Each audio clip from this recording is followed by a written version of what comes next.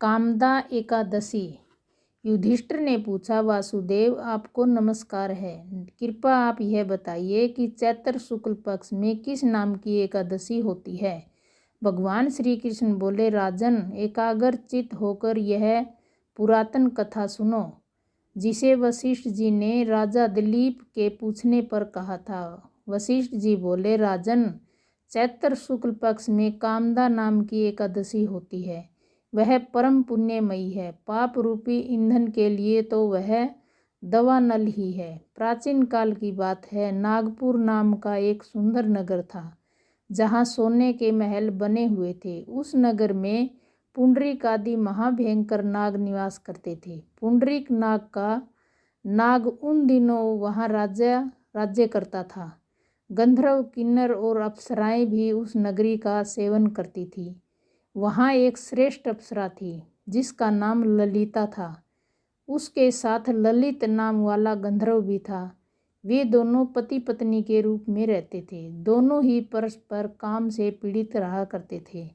ललिता के हृदय में सदा पति की ही मूर्ति बसी रहती थी और ललित के हृदय में सुंदरी ललिता का नित्य निवास था। एक दिन की बात है, नागराज पुंडरीक राजसभा में बैठकर मनोरंजन कर रहा था। उस समय ललित का गान हो रहा था, किंतु उसके साथ उसकी प्यारी ललिता नहीं थी। गाते गाते उसे ललिता का स्मरण हो आया। अतः उसके पैरों की गति रुक गई और जीभ भी लड़खड़ाने लगी। नागों में श्रेष्ठ कारकोटक को ललित के मन का संताप ज्ञात हो गया। अतः उसने राजा पुंडरीक को उसके पैरों की गति रुकने और गान में त्रुटि होने की बात बता दी।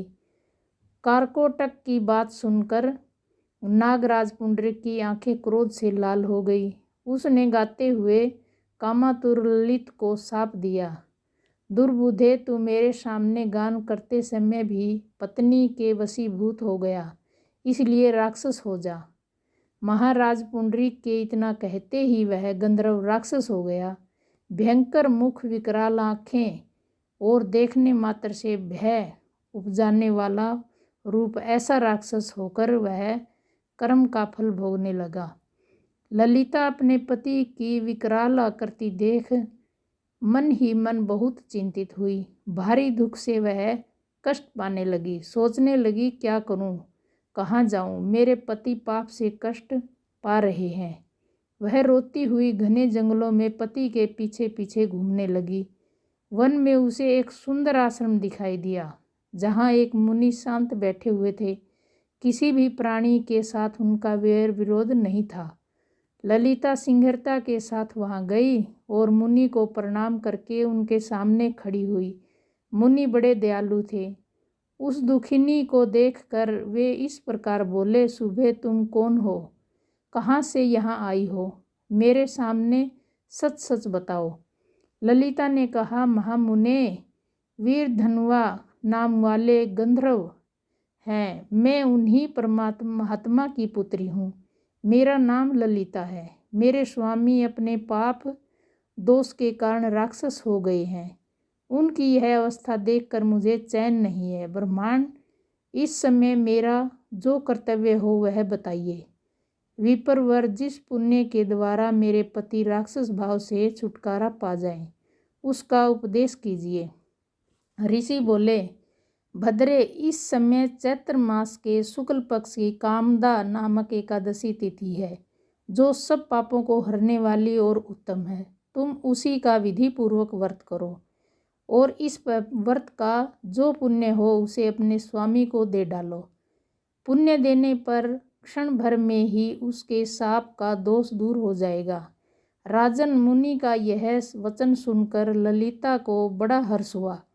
उसने एकादशी को उपवास करके द्वादशी के दिन उन भ्रंशी के समीप ही भगवान वासुदेव के समक्ष अपने पति के उद्धार के लिए यह वचन कहा, मैंने जो यह कामदा एकादशी का उपवास व्रत किया है, उसके पुण्य के प्रभाव से मेरे पति का राक्षस भाव दूर हो जाए। वशिष्ठ जी कहते हैं, ललिता के इतना कहते ही उसी क्षण ललित का पाप दूर हो गया। उसने दिव्य देह धारण कर लिया राक्षस भाव चला गया और पुण्य गंधर्व की प्राप्ति हुई। नृपश्रेष्ठ वे दोनों पति पत्नी कामदा के प्रभाव से पहले ही अपेक्षा भी अधिक सुंदर रूप धारण करके विमान पर आरूढ़ होकर अत्यंत शोभा पाने लगे। यह जानकर इस एकादशी के व्रत का यत्नपूर्वक पालन करना चाहिए। मैंने लोगों के हित के लिए तुम्हारे सामने इस व्रत का वर्णन किया है। कामदा एकादशी ब्रह्म हत्या आदि पापों तथा पिशाचत्वादि दोषों का नाश करने वाली है। राजन, इसके पढ़ने और सुनने से वाजपेयी यज्ञ का फल मिलता है। धन्यवाद।